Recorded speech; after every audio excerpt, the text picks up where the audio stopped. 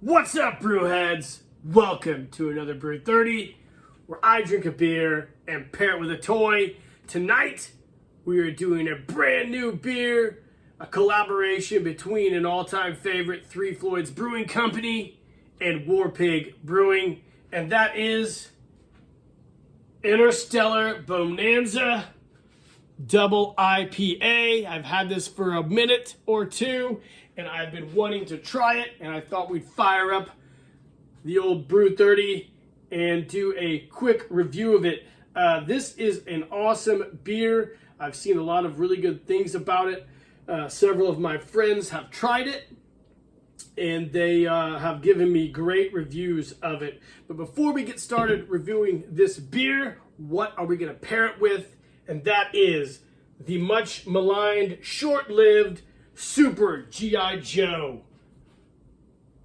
You can see here with his light vest, I believe it still works. Now, Super G.I. Joe, for you guys who aren't familiar, ran from 1977 to 1978. It was Hasbro's foray into the space genre, which was taking the late 70s by storm with lines such as Pulsar, Shogun Warriors, Star Wars, Micronauts, as well as several other action figure lines. This was the continuation of G.I. Joe after the end of the G.I. Joe Adventure Team, which was killed partly by the oil embargo of the mid to late 70s. Hasbro shrunk G.I. Joe down and created a whole new storyline, and sadly it didn't take on very well. It was designed to kind of compete with the Mego figures, which were around 8 inches, similar to this size. This is a little bit taller, and yeah, like I said, sadly it didn't take. Later on, we'd see G.I. Joe reemerge in the early 80s with the small 3 3/4 inch figures or O-ring figures, and I always felt that Super Joe would have been very successful had it been launched in the smaller figure scale and had comparable and cool vehicles that went with it, but it did not work.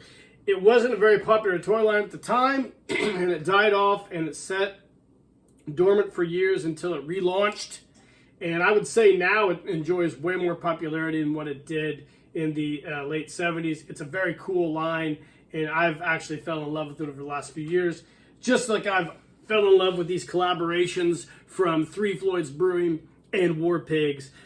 This is a great beer. We've done a couple other ones by them. I've done individual Three Floyds beers as well as Warpigs beers too. This, like I said, is a double IPA, and it says, banded together from remote galaxies, Three Floyds and Warpig combined to bring you this Interstellar Double IPA featuring a West Coast payload dedicated to a single objective, the conquest of all intergalactic parties. That's pretty dope. The label is dope. It's a 9% alcohol by volume, comes in a 1-pint can. Let's take a look at that label again. Synonymous with all Three Floyds and Warpigs beers. Really cool labeling. This is no doubt going to be an awesome beer. I love the space theme. It goes well with the space theme of the Super G.I. Joe Adventure Team. Now, sadly, I usually use my Three Floyds beer glass to try all these beers, but I knocked it over the other day in the sink, and my Three Floyds beer glass that I've had for almost 13 years sadly perished. So we've got to go with these really cool, we're going to go with this really cool goblet style glass. And like I always say, there is no right way or wrong way to pour a beer. You pour your beer the way you want. I will pour my beer the way I want. Guys, let's try this fantastic double IPA Interstellar Bonanza. As you can see, it pours a nice light to mid, I guess light to a little bit darker amber color. A nice frothy head. Let's check out the aroma. Very, very citrusy and very, very hoppy. I wouldn't expect anything less from Three Floyds and Warpigs. Three Floyds double IPAs are just, they all have a unique a unique aroma and a unique flavor, and I can't wait to try them. Let's go with it.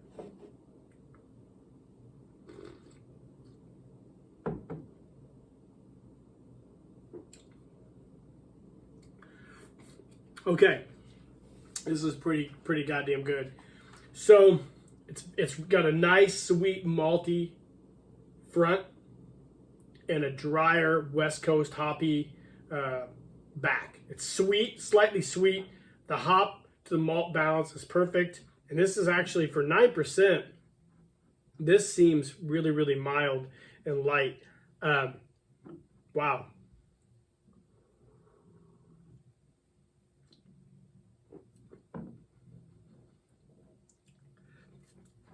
It's fantastic. It's a very unique double IPA. This is one of those beers, like I always say, you could drink probably a couple and not know until it was too late. This is great. This comes in a 4-pack can. It's a little bit on the pricey side. I think it was around $20-some for a 4-pack, but absolutely worth it. And the cool thing about this can art is it features several of the really cool characters from Three Floyds and Warpig's signature beers. We've got the Alpha King, Gumball Head, the Zombie Dust, Zombie Ice Creature, the Czar. We got the Lazarite, the Zombie from Zombie Dust. I already mentioned that.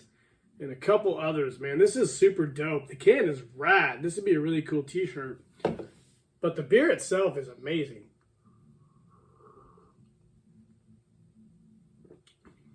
Yeah. Perfectly balanced. I'm trying to think what I would compare this to as far as double IPAs are concerned. Right now, I give it probably a 4 out of 5. Which I think is spot on for this beer. I think it's amazing. It's definitely worth trying out. It's out right now. And I definitely give Super G.I. Joe a 4 out of 5 as far as action figure lines go.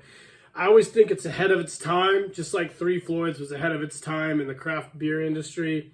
But Super Joe is definitely ahead of its time. Hopefully people can come to appreciate Super Joe like I have. It's great, and I think it pairs great with this beer, both being amazing, cool entries into their respective genres. Guys, I hope you enjoyed the beer review, and I hope you enjoyed me showcasing my Super Joe figure. I should mention that this is an actual reproduction body from White Elephant Toys.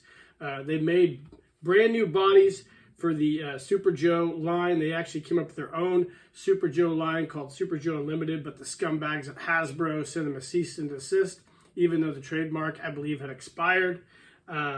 So they changed the name to, I want to say, Adventure Command, maybe. And it's a great line. The only difference between that old vintage body and this one is the old vintage body had a button on this guy's back. You would push it and he'd 1-2 punch. So these bodies don't have that for obvious reasons, keeping the price down and whatnot. But great toy line. Definitely give White Elephant Toys a check out. Definitely check out Super G.I. Joe, and definitely check out Three Floyds and Warpigs and their collaboration of Interstellar, Bonanza. Hope you guys enjoyed the review. Let me know in the comments if you have Super G.I. Joe or you've tried this beer. And guys, cheers.